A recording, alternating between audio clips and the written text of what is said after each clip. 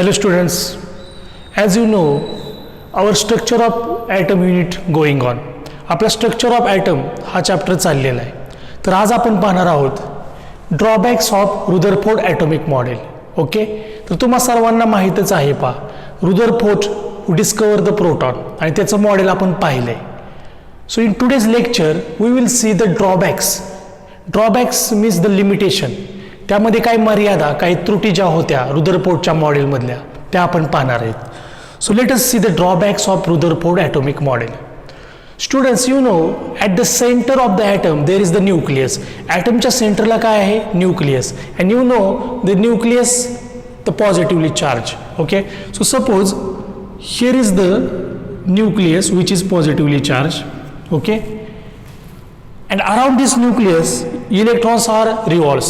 ह्या न्यूक्लियस भोवती इलेक्ट्रॉन्स फिरतात वेगवेगळ्या ऑर्बिटमध्ये. सपोज हा ॲटमचा न्यूक्लियस आहे आणि त्याभोवती ते इलेक्ट्रॉन्स रिव्हॉल्व्स, त्याभोवती असे इलेक्ट्रॉन्स फिरतात. तर रुदरफोर्डचा जर ड्रॉबॅक सांगायचा झाला तर first drawbacks of Rutherford. So it is very important statement now, very very important. Rutherford fails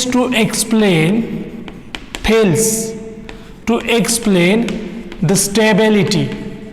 Rutherford fails to explain stability of atom. Stability of atom हे खूप महत्त्वाचं स्टेटमेंट आहे. It is very very important statement. रुदरफोर्डचा drawback जर तुम्हाला कोणी विचारलं तर तुम्ही पटकन सांगता आलं पाहिजे. It fails to explain stability of atom and then you should give the proof or evidence. हे रुदरफोर्डचं मॉडेल फेल कसं झालं ॲटमची स्टॅबिलिटी सांगाय ते आपल्याला सांगता आलं पाहिजे. तर तेच आपण आता पाहणार आहोत. So look this here. Imagine at the centre nucleus which is positively charge. त्याभोवती इलेक्ट्रॉन फिरतात. Yes, it is true. हे आपल्या सर्वांना माहिती आहे की सेंटरला पॉझिटिव्ह चार्ज, त्याभोवती इलेक्ट्रॉन फिरतात. रुदरफोर्डने हे मांडलं, पण हा पॉझिटिव्ह चार्ज त्याच्याभोवती जो इलेक्ट्रॉन फिरतो, ओके, हे नेमके कोणत्या कारणामुळे एकमेकाला बांधले गेलेले आहेत? Which force in between them और विच इज द रिझन. अशी कोणती कारणं आहेत की ज्याच्यामुळं दिस थिंग्स ॲक्च्युली प्रेझेंट हे तो सांगू शकला नाही. Just he told that at the centre there is what positively charge nucleus around that electron is revolve. पण there is one another scientist. अजून एका सायंटिस्टची थेअरी होती. The name of that scientist is the Maxwell. आणि Maxwell ह्या सायंटिस्टची theory ह्या रुदरफोर्डला मॉडेलला अप्लाय केल्यानंतर हे निदर्शनास आलं की this things not explain the stability. मग मॅक्सवेलची थेअरी इथं काय अप्लाय केली? कारण मॅक्सवेलची थेअरी वेल प्रूफ होती, ते ॲक्सेप्टेड थेअरी होती. So which is the Maxwell theory. तर मॅक्सवेलची थेअरी काय सांगते किंवा अशी मॅक्सवेलची कोणती गोष्ट आहे की ज्यामुळे रुदरफोर्डची थेअरी फेल झाली? Okay, you know the Rutherford already told that at the center nucleus, around that nucleus is the positively charged, around that electrons are revolving. But Maxwell ने काय सांगितलं? Which is the most important point of the Maxwell? Maxwell चे point काय होते पा की when electron revolve around the nucleus, okay, or when electron revolving the circular path, it emits the energy or electromagnetic waves. हे electrons बाहेर काय emit करतात? It emits what? It emits the energy. It emits energy और it emits electromagnetic radiation और waves. Electromagnetic radiation. It emits electromagnetic radiation. So हे मॅक्सवेलनं आपल्याला सांगितलं होतं की electrons which revolves around the nucleus it emits the energy और electromagnetic radiation. आणि जसा जसा इलेक्ट्रॉन रेडिएशन इमिट करेल तशी त्याची एनर्जी कमी होईल. आणि एनर्जी एकदा कमी झाली की हा इलेक्ट्रॉन जवळ येत जाईल कुणाच्या? न्यूक्लियसच्या. म्हणजे हे एनर्जी इमिट करतोय, then it again come close to the nucleus. तो अजून जवळच्या पाथने फिरेल आणि तो कंटिन्युअसली एनर्जी इमिट करत जाईल. म्हणजे त्याचा पाथ काय होईल? एनर्जी इमिट, इलेक्ट्रॉन सतत एनर्जी इमिट करत असल्यामुळे द पाथ बिकम स्पायरल. ह्याचा पाथ असा स्पायरल होत जाईल like this. And finally this electron falls into the nucleus. पहा, हा इलेक्ट्रॉन इथे होता, पण आपण मॅक्सवेल थिअरी जर अप्लाय केली तर मॅक्सवेलने काय सांगितले की इलेक्ट्रॉन जर असे सर्क्युलर रोटेट होत असतील, as electron rotate in circular path it emits the radiation. or emits the energy, then it come closer to the nucleus, it path become spiral, त्याचा path कसा झाला spiral, it paths become spiral and finally electron falls into the nucleus. आणि मग मला सांगा, electron जर न्यूक्लियसमध्ये file झालं, electron हे जे न्यूक्लियसमध्ये जाऊन तिथे थांबले, न्यूक्लियसमध्ये फॉल झाले इलेक्ट्रॉन, तर रुदरफोर्डचं मॉडेल स्टेबल होतंय का? नाही. म्हणजे it fails to explain stability of atom. रुदरफोर्डचं काय त्यांनी झालंय की त्याने सांगू शकला नाही की पॉझिटिव्ह चार्ज आणि इलेक्ट्रॉन हे नेमके कशामुळे एकमेकापासून सर्क्युलर पाथमध्ये इलेक्ट्रॉन फिरतात. ओके, त्याने फक्त मांडलं पण ते सांगू शकलं नाही. आणि मॅक्सवेलने मग त्याची थेरी जर अप्लाय केली, then it fails. Rutherford theory fails because if once electron falls into the nucleus, okay, its stability disturbs. So this is the first point of drawbacks of Rutherford. It fails to explain the stability of atom. Understand?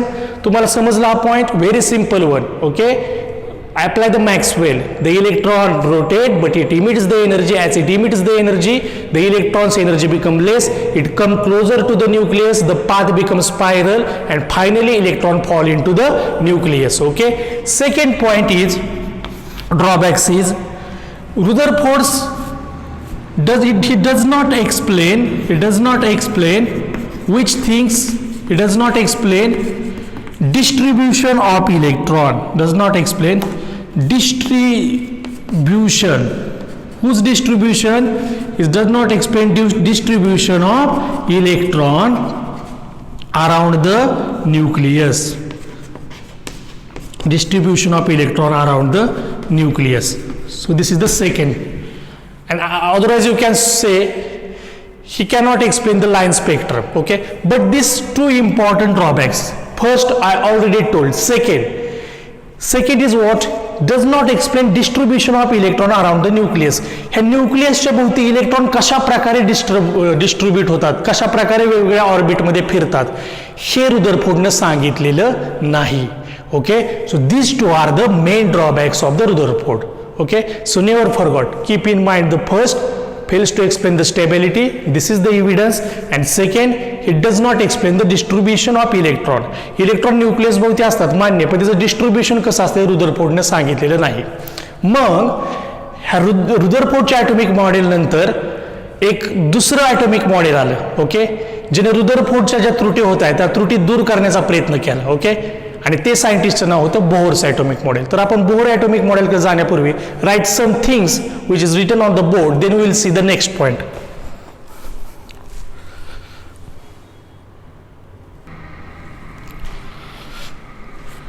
So students, next point is development leading to the Bohr's atomic model. आता आपण रुदरफोर्डचे drawbacks पाहिले, त्या Rutherford नंतर Bohr ह्या सायंटिस्टने त्याचं model मांडलं. आणि बोहरचं जे मॉडेल होतं पहा, त्यामध्ये विविध पॉईंट्स आहेत. सो आपण वन बाय वन पॉईंट पाहू. What is the first? Development of Bohr's atomic model. काय डेव्हलपमेंट आहे पहा. First, line emission spectrum of hydrogen, ते काय आपण पाहणार आहोत. Then the second, wave particle duality of electromagnetic radiation. आता actually this wave particle duality of electromagnetic radiation is not part of the syllabus. आता सध्या ह्या इयरला हा आपल्या सिलेबसमध्ये भाग नाही, त्यामुळे आपण फक्त काय पाहणार आहोत, line emission spectrum. Today just now we will see the line emission spectrum of hydrogen. Sir, हायड्रोजनचा लाईन इमिशन स्पेक्ट्रम जो रुदरफोर्डने आपल्याला मांडला तो आपण व्यवस्थित पाहणार आहोत. Okay, so look here, which is the points under the line emission spectrum of hydrogen. Okay, so suppose any substance, so look here, this is any substance or metal, आणि ह्याच्यावरती जेव्हा लाईट फॉल होईल, the light which contain the electromagnetic waves, light which contain the electromagnetic waves, light which contain electromagnetic waves. Okay, when electromagnetic waves fall on the substance, then the particle, atoms or molecules, ions which is present are excited. Okay, means consider, suppose this is our nucleus, we know, which having the positive charge. Okay, around that the electrons revolving, त्याभोवती तुम्हाला माहित आहे कोण revolve होतं त्याच्याभोवती? The electrons. आणि suppose there is radiation of electromagnetic waves, okay, or we provide suppose the light or electromagnetic waves, then the excitation of this electron takes place. तर याचं एक्साइटेशन कुठं होतं? सपोज याच्या शेजारी अजून एक ऑर्बिट आहे. Okay, so suppose the radiation of light on this electron takes place or molecular ion takes place, then it excited means this goes into the next orbit. This is called as the excitation. ह्यालाच आपण काय म्हणणार आहोत? Excitation. की न पहा ह्या orbit मधून तो नेक्स्ट ऑर्बिट मध्ये गेला. Why this is? हे असं का घडलं? कारण because the electromagnetic waves, okay, and this absorb the electromagnetic waves and there is the excitation takes place. Okay, म्हणजे काय? Actually suppose consider here it is the hydrogen gas, hydrogen gas, hydrogen gas, and now we providing the electromagnetic waves. आपण ह्याला electromagnetic waves provide केले हायड्रोजनला, like this. Now what happen then? There is when the electromagnetic waves pass two hydrogen gas, तर ह्यामधून आपल्याला ह्याद्वारे विविध प्रकारचा spectrum मिळतो. विविध प्रकारचे रेज, विविध कलरचे रेज मिळतात आपल्याला. This is called as the spectrum. And when this electromagnetic waves come into contact with the particle, that is called as the formation of photons. त्याला कशाचं फॉर्मेशन झालं आपण म्हणतो? Photons, which is denoted by H mu. Okay, समजलं का? पहा, खूप महत्वाचा पॉईंट आहे. पहा, आपण पाहतोय line emission spectrum of hydrogen. Okay, so hydrogen आपण सेंटरला स्टडीला घेतलेला आहे. ओके, हायड्रोजन स्टडीला घेतल्यानंतर आपण काय म्हटलं? पहा, त्याच्यावरती आपण इलेक्ट्रोमॅग्नेटिक वेव्ह और इलेक्ट्रोमॅग्नेटिक रेडिएशन, ओके, इन्सर्ट केल्यानंतर there is various rays occurs and that various rays त्यातून ज्या परत बाहेर पडतात outside, that is nothing but called as the spectrum. ह्या सगळ्यालाच आपण कलेक्टिव्हली काय म्हणणार आहे? All this collectively called as the spectrum. And spectrum means which rays? Nothing but the photons. Spectrum म्हणजे ते कुठले रेज असणार आहेत? फोटॉन्स. आणि ह्या हायड्रोजनच्या स्पेक्ट्रमचा जो स्टडी केला आहे ना, टोटल 5 सायंटिस्टनं स्टडी केलेला आहे. पहा, this is the next important thing. पहा, स्टेप बाय स्टेप तुम्हाला पहिल्यांदा आपण काय पाहिलं की एक्साइटेशन ॲटम ऑर मॉलिक्यूल आयनचं होतं. ते एक्साइटेशन ॲटम मॉलिक्यूलचं काय का होतं? Atom molecule ions excited because we providing the heat or the radiation. Okay, आणि ते एक्साइटेशन वगैरे झाल्यामुळे त्यातून स्पेक्ट्रम अरायझेस होतो, त्यालाच आपण फोटॉन म्हणतो. आणि आता आपला फोकस स्पेसिफिक कुणाच्या बाबतीत राहणार आहे? Now specific focus in case of hydrogen. Actually तर हायड्रोजनचा हा जो स्पेक्ट्रम आहे सर्व hydrogen, they all this spectrum of the hydrogen, this हायड्रोजनचा जो स्पेक्ट्रम आहे. Okay, spectrum means what? You know already things, all the things now. Spectrum means what? Okay, when the electromagnetic radiation comes into contact with the hydrogen, the various rays produced, विविध rays तयार होतात. Okay, म्हणजेच photons means the spectrum. आणि ह्या स्पेक्ट्रमचा study केला आहे 5 सायंटिस्टने. तर ते कोणते 5 सायंटिस्ट आहेत? पहा, look here, which is that 5 scientist study the spectrum of hydrogen. The first was Lyman, Lyman नावाचा एक सायंटिस्ट होऊन गेला. Then second Balmer, Lyman Balmer is the another scientist. Then Paschen, Paschen is the another scientist. Then Brackett, Brackett is the next 4th scientist. And the next is the Pfund, Pfund is the 5th scientist. So these are the 5 names. हे 5 जी नावं आहेत, ह्यांनी हायड्रोजनचा spectrum study केला. Lyman, Balmer, Paschen, Brackett आणि पीफंड. आणि त्यांनी आपल्याला काही व्हॅल्यूज दिले आणि काही ऑब्झर्वेशन सांगितले. व्हॅल्यूज सपोज N1, N2, आणि जे ऑब्झर्वेशन ज्यांनी आपल्याला सांगितले ते स्पेक्ट्रमचे ऑब्झर्वेशन सांगितले. कुठले स्पेक्ट्रम दिसतात ते, कशा प्रकारचे. Okay, now look here. आता आपल्याला एक्झॅक्ट काय पाहायचं आहे? पहा, एक्झॅक्ट की लायमननं जे आपल्याला व्हॅल्यू दिल्या N1 म्हणजे फॉर एक्झाम्पल काय की the nucleus at the centre present, around this there is the orbit present, the first one, second one, like this third one.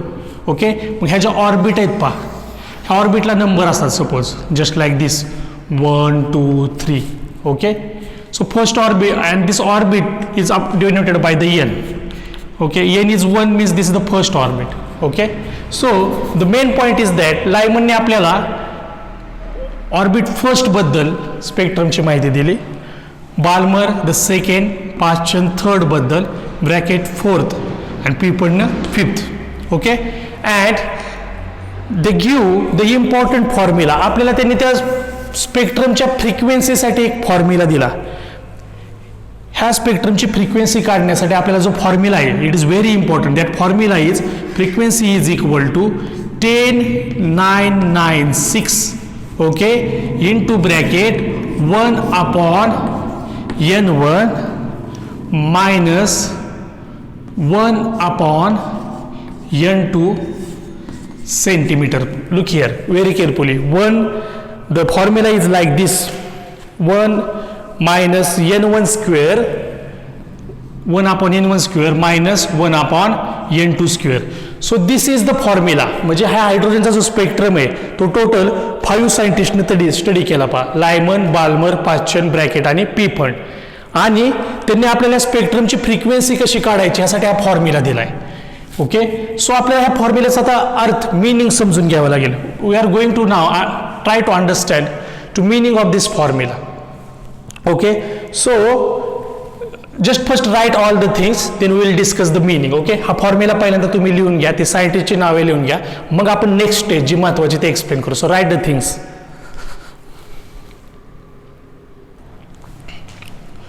Okay, आता पहा की आपण फॉर्म्युला राईट करायला सांगितलेला. Just slightly correct formula. The number is now exact like this 10 9 6 7 7. Okay, so this is the exact figure 10 9 6 7 7. Okay, so look here. So this constant, this number is called the constant, and this is the Rydberg constant. This is the Rydberg constant. आणि तुम्हाला माहिती आहे ही सर्व जी frequency किंवा जे formula पाहतोय आपण, it is for the hydrogen spectrum. So Rydberg constant denoted by the R, and all the things for the hydrogen, so it can be denoted as a RH. It is the Rydberg constant. Okay, now suppose आपल्याला frequency लायमनसाठी काढायची, तर you know though for Lyman, suppose for Lyman n1 is equal to 1, and what about the n2? n2 you can write sometime for the first n1 plus 1 and then n1 plus 2. Means you can take first, पहिल्यांदा तुम्ही काय घेऊ शकता, n1 plus 1, n1 किती 1, so इथं 2 घेऊ शकता, 2 घेऊन एकदा फ्रिक्वेन्सी काढू शकता. परत n2 इथं n1 plus 2 आहे, आणि आपला n1 कसा आहे लायमनसाठी पाहतो, n1 किती 1, सो 1 अधिक 2 3. ओके, अशा प्रकारे आपण 2 फ्रिक्वेन्सी लायमनसाठी काढू शकतो. ओके, सो पहा बोर्स ॲटॉमिक मॉडेलमध्ये पहा थेरॉटिकल थोडा पार्ट आहे, त्यामुळे तुम्हाला फॉर्म्युलाचा पार्ट आहे, त्यामुळे थोडं जास्त लक्ष द्यावं लागेल व्यवस्थित. So this is the line emission spectrum of hydrogen. Line emission spectrum of hydrogen बद्दल काय कमेंट करणार तुम्ही? First, you should know the four theoretical point. Which one? When electromagnetic radiation, okay, come in contact with the matter or substance, okay, they emits the photons, okay, and formation of the spectrum takes place. Okay, electromagnetic radiation जेव्हा सबस्टन्सच्या कॉन्टॅक्टमध्ये येतो किंवा पार्टिकलच्या कॉन्टॅक्टमध्ये येतात तेव्हा photons तयार होतात किंवा आपण त्याला स्पेक्ट्रम फॉर्म होतो म्हणतो. बरोबर आहे का? मग हायड्रोजनची केस आपण पाहतोय. ओके, हे ॲक्च्युली बुकमध्ये डायग्राम नाही अशा प्रकारे, पण तुम्हाला अंडरस्टँडिंगसाठी इथे सांगतोय मी काय की इलेक्ट्रोमॅग्नेटिक रेडिएशन हायड्रोजन बरोबर संपर्कात आल्यानंतर देर is the formation of the spectrum.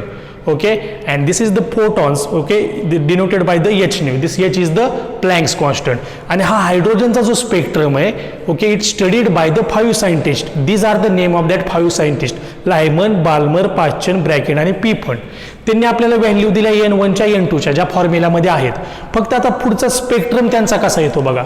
लायमनचा spectrum ultraviolet रिजनमध्ये असतो. अल्ट्राव्हायलेट म्हणजे ज्या सनपासून रेज येतात. Balmer means visible spectrum, means that light we can see by the eye, visible spectrum. आणि for Paschen, Brackett and Pfund the spectrum is IR spectrum. Okay, so students, this is all about the line emission spectrum of hydrogen. Okay, so write all the things, then we will see the next point.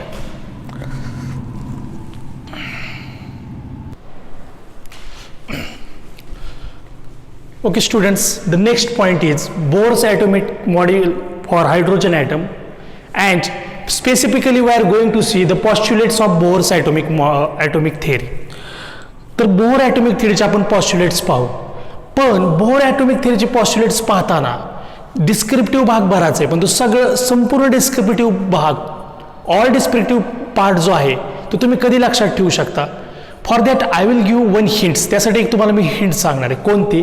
So first specifically आपण इथे एक diagram लिहू हिंट्सद्वारे. Actually ती diagram बुकमध्ये नाही, but you should keep in your mind and with the help of that diagram you can write the postulates of Bohr atomic theory. Okay, so here it is the diagram. You know the at the center of the atom what present? Nucleus, which having positive charge, suppose positive charge. Okay, and around this nucleus there is electron revolves in various circular orbit. So here it is, I am going to draw the circular orbit, suppose like this. This is the first one. Okay, various circular orbit. Then the second one, okay, like this. Okay, then the third one like this. Okay, then the fourth one like this. Okay, then the fifth one. Okay, then the sixth one, various circular orbit like this. Okay, so keep in mind this is the not part of our diagram of our this point, but with the help of this diagram we can write the postulates. Okay, listen, the first thing, at the center there is the nucleus is present. The first thing is clear. At the center of hydrogen, or you can say at the center what present? There is the, at the center nucleus is present. At the center nucleus is present. It is a correct thing. At the center nucleus is present. Okay, and around this nucleus there is this circular orbit or circular path is present. In that ह्या ज्या orbit आहेत circular orbit, which is the word this for circular path, that is the orbit is the word. Which is the word? Orbit is the word. So ह्या ज्या orbits आहेत पहा, ह्या orbits मध्ये the electrons is present. In this orbit the electrons, so like this, suppose here it is in orbit, this dark dotted point is nothing but considered as the electron. So in this orbit such a way the electron is present and this electron is revolved around it. Okay, with concentric circular path. Okay, this is the second thing, and all these electron having fixed radius and the fixed energy. So this is the second point. The first point is at the center nucleus is present. Around this nucleus the electron revolve in the circular path with fixed radius and fixed energy. So this is the second point. The electrons revolves in where? In circular path. Electrons revolve in circular path with fixed, second point is important, with fixed radius and energy, So this is point, second point of postulate. Okay, then what is the next? Next is that आता पहा आपण ह्या ज्या orbits आहेत ह्याला आपण specific number 1 देऊ की न्यूक्लियसच्या अगदी जवळ जो ऑर्बिट आहे, सपोज इट इज नंबर 1, थोडी लांब आहे 2, देन 3, 4, 5, 6 ऑनवर्ड्स अशा आपण नंबर देऊ शकतो. Okay, so these orbits are arranged according to increasing energy level. ह्याच्या ऑर्बिट्स न्यूक्लियसच्या पासून ज्या आहेत सर्क्युलर त्या इन्क्रीजिंग एनर्जी लेवलला अरेंज केलेले आहेत. म्हणजे काय, ऑर्बिट एक, the orbit first having less energy, okay, orbit second having more energy than the first one, orbit third having the more energy than the first and second, orbit 4 having more energy than these 3. Okay, means as we go far away from the nucleus the energy of the orbit increases. Understand? Okay, now the next point means keep in this point, these orbits are arranged according to increasing energy level. Orbits are arranged according to increasing energy level, according to increasing energy levels. Okay, orbits are arranged according to increasing energy levels. Then what is the next? Next is the, हे electron जे आहेत ना हे excite होऊ शकतात. म्हणजे suppose पहिल्या orbit मधलं जे इलेक्ट्रॉन आहे, ओके, सपोज ऑर्बिट आपण काय करू, हे ऑर्बिट 1 3 5 6 त्याला आपण एन बी बी समटाइम्स 1 2 3 4 5 6. आता एन जर 1 घेतला मीन्स फर्स्ट ऑर्बिट जर कन्सिडर केली, त्यामधला जो इलेक्ट्रॉन आहे दॅट इलेक्ट्रॉन कॅन एक्साइटेड. म्हणजे आता माझा प्रश्न तुम्हाला आहे, my question to you that suppose consider orbit first and the second. So which having the more energy, first or second? Yes, second, because as we go away the energy of orbit is increasing. So consider this electron of first is get excited to the orbit second. पहा, electron एक first orbit मधला electron excite झाला second मध्ये. Okay, means it goes from lower energy to higher energy. Okay, and when electron goes from the lower energy and higher energy, it absorbs the heat. It absorbs the heat, or you can say it absorbs the electromagnetic radiation. Understand? Means this is the point when electron go from lower to higher energy. Lower पासून जेव्हा तो higher ला जातो, at that time it absorbs the energy. It absorbs the energy. Never forget. It absorbs the energy. Okay. Then the next. ह्याच्या उलट जर झालं, if electron comes from higher to lower, तर काय होईल पहा, हायर टू लोअर जर काय झालं, हायर टू लोअर म्हणजे इलेक्ट्रॉन 6 मधल्या हायर एनर्जी त्याला जर सपोज लोअर स्टेटला यायचंय, 6 पासून 3rd ला यायचंय, then it release the energy.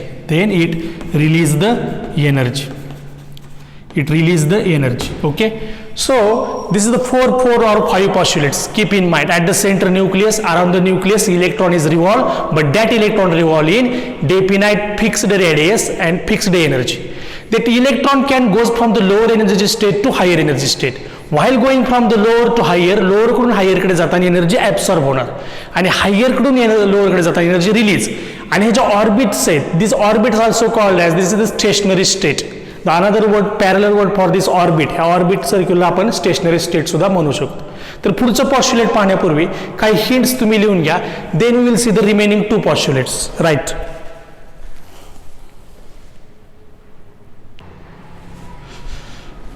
Okay, now we will see the remaining postulates of Bohr atomic theory. आता आपण काय करू, बोहर ॲटॉमिक थिअरीचे राहिलेले 2 महत्त्वाचे पॉस्ट्युलेट्स बघू. ह्यापूर्वी मी तुम्हाला काही पॉस्ट्युलेट्स सांगितले की सेंटरला न्यूक्लियस, त्याभोवती फिरतात इलेक्ट्रॉन व्हेरियस ऑर्बिटमध्ये फिरतात. It can go from lower energy to higher or higher to lower. Okay, so all this things now you know. Now next postulates of Bohr atomic theory. Next point, you can calculate the frequency of the electrons which is excited. Means for example, at the center you know the nucleus is present. Around that suppose the orbit, these 2 orbits, consider these 2 orbit. आता काय करू आपण की suppose ह्या orbit मधला electron, त्याची energy इथं E1 आहे. किती एनर्जी आहे? E1. आणि तो एक्साइट होऊन सपोज पुढील ऑर्बिटमध्ये गेला. दिस इलेक्ट्रॉन, हाच इलेक्ट्रॉन पुढील ऑर्बिटमध्ये गेल्यानंतर त्याची एनर्जी झाली E2, म्हणजे एक्साइटेशन झालं. ओके, म्हणजे एक्साइटेशन कधी होऊ शकतं की इलेक्ट्रॉनने हे एनर्जी ॲब्सॉर्ब केल्यानंतर त्याचं झालं एक्साइटेशन. लोअरकडून हायर गेला. काही वेळेस काय होतं, हायरकडून लोअरकडे सुद्धा जातात, बरोबर का नाही. आता ही केस कशी, here is the electron, initial energy E1, then it goes to the E2. Then we can calculate the frequency of emitted energy, frequency of emitted or absorb energy. Here is the emitted case. Okay, means absorb energy E1 and then goes to the E2. Okay, you can calculate the frequency when energy is absorbed or emitted. Here is the excitation, but the energy is absorbed. Okay, पहा आता काय करायचं, आपल्याला frequency काढायची. Okay, म्हणजे इथं काहीतरी energy change झाला, मग त्याची फ्रिक्वेन्सी कशी काढू शकतो आपण, delta E upon H, with the help of delta E upon H. तर डेल्टा E म्हणजेच काय, okay, you know that delta E is equal to what, E2 minus E1. Energy at the higher level minus energy at lower level. So E2 minus upon E1 upon H. So with the help of this you can calculate the frequency of emitted energy or the energy absorbed or released. Understand? So it is called as Bohr's frequency rule. This is the another most important postulate. ह्यामध्ये पहा किती सोपं आहे, काय अवघड आहे का. H हा प्लँक्स कॉन्स्टंट आहे, त्याची डेफिनेट व्हॅल्यू असते. प्लँक्स सायंटिस्टने जो कॉन्स्टंट दिला, it is denoted by H. Delta E म्हणजे काय झालं की आपली जी एनर्जी इनिशियल स्टेजमध्ये होते, ओके, E1, आणि नंतर एक्साइट झाल्यावर जी एनर्जी चेंज होणार ती E2, त्याचं सबस्ट्रॅक्शन म्हणजेच delta E. So it is the Bohr frequency rule. And the next postulate of Bohr, that is the, we can see the last postulate, and the last postulate is related to angular momentum. So it is also important, angular momentum. So students, keep in mind, angular momentum जे आहे ते angular momentum म्हणजे कुणाचं, actually हे जे electrons फिरतात पाहिजे circular पाथमध्ये, हा पाथ सर्क्युलर आहे म्हणूनच त्याला आपण अँग्युलर मोमेंटम म्हणतो. लिनियर मोमेंटम म्हणजे काय की एखादा पार्टिकल एखादा ऑब्जेक्ट असा स्ट्रेटली मूव्ह झाला तर you can called as a linear momentum. Okay, suppose एखादा पार्टिकल स्ट्रेट मूव्ह होत असेल तर linear momentum, but this particle suppose move in a circular path then the momentum is called as angular momentum. तर हे जे electron जे आहेत त्याचं अँग्युलर मोमेंटम आपण काढू शकतो. तर इलेक्ट्रॉनचं अँग्युलर मोमेंटम आपण कसं सॉल्व काढू शकतो, with the help of formula. with the help of formula angular momentum calculated by with the help of formula. Look this very important formula, mvr is equal to nh upon 2 pi. This is the formula. ह्या फॉर्म्युल्याने आपण angular momentum काढू शकतो. Angular momentum is equal to mvr. आता m म्हणजे काय, that is mass of that object, v velocity, r radius, h is the Planck's constant. Okay, and this n means the number. If electron from the third orbit then is equal to 3. If electron from the first orbit then n is equal to 1. Electron कुठल्या ऑर्बिटमधल्या इलेक्ट्रॉनची आपण energy काढतो त्याच्यावरती n ची value आहे. Suppose आपल्याला पहिल्याच ऑर्बिटमधल्या इलेक्ट्रॉनची अँग्युलर मोमेंटम काढायचं तर आपण n किती घेणार, 1. This is the formula to calculate the angular momentum. mvr is equal to nh upon 2 pi. मग हे अँग्युलर मोमेंटम कसं काढले तर angular momentum is equal to, angular momentum is nothing but the I into omega. I means moment of inertia. Angular momentum is equal to mvr कसं आलं, angular momentum is equal to I moment of inertia into omega. आणि ह्या फॉर्म्युल्यामध्ये I ची value definitely असते mr square, omega means angular velocity ज्याची value असते v upon r. Okay, आणि farther काय लक्षात ठेवायचं जास्तीत जास्त की हे सर्व व्हॅल्यू पुट फॉरवर्ड केल्यानंतर फायनल आपल्याला आन्सर मिळतं कुठलं, mvr. Understand, into bracket. ह्या व्हॅल्यू ज्या आहेत ह्या ब्रॅकेटमध्ये ते फिल केल्यानंतर ते आन्सर मिळतं mvr. बेटर वे काय लक्षात ठेवायचं, angular momentum means nothing but the mvr. So for our point this is very important. Understand, angular momentum of electron can be calculated by the formula mvr is equal to nh upon 2 pi. Understand. Okay, angular momentum म्हणजेच काय, suppose सेंटरला positive charge, त्याच्याभोवती electron आहे, हा electron असा move करतो. Okay, कुठलाही object असेल किंवा त्याचं काहीतरी डेफिनेटली मास असणार, सो m. ओके, ही जे डिस्टन्स आहे ते असणार r आणि ह्याला काहीतरी वेलॉसिटी असेल, ओके, गती असेल, direction v. So that is the mvr. Understand. So this is all about the mvr. Okay, now this is all about the postulates of Bohr atomic theory. तर आजच्या लेक्चरमध्ये आपण काय काय पाहिलं पहा, रुदरफोर्डचे drawbacks, okay, line emission spectrum of hydrogen, ते पाहिव सायंटिस्टचं आपण पाहिलं. ओके, आणि त्यानंतर बोहरच्या postulates. Okay, so in next lecture will see the next thing. Okay, thanks.